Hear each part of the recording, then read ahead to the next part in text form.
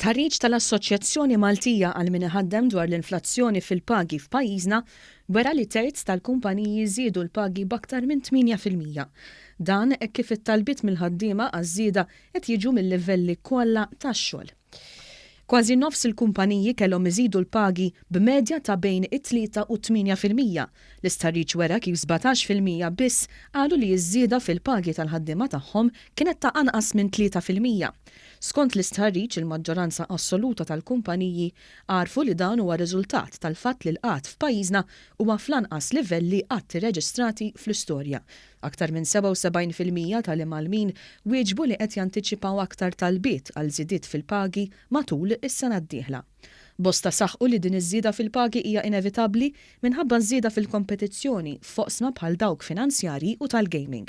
Oħrajn qalu li l-għoli tal-ħajja wkoll iħalli l-effett tiegħu. Oħrajn qalu li saret sfida biex iżommu l-ħaddiema magħhom minħabba l-għażla li sar għandu l-ħaddiem biex jimraħ foqsma ġodda u għalhekk il-kumpaniji jridu joffru pakkett attrajenti. Madankollu kważi nofs il-kumpaniji jemmnu li l-ammont ta' ħaddiema li jimpjegaw se jkun qed jiżdied fil-5 snin li ġejjin. Dan fil-waqt li kważi 40% jemmnu li l-ammont se jibqa' kif inhu u mhux se jnaqsu l-ammont ta' ħaddiema illi jħaddmu.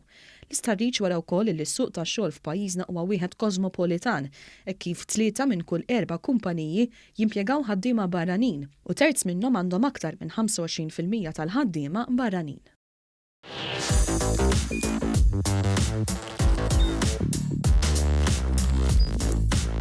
Idħol fuq one.com.mt u hemmhekk tista' tara l-programmi kollha li jxandru fuq One permezz ta' One Play.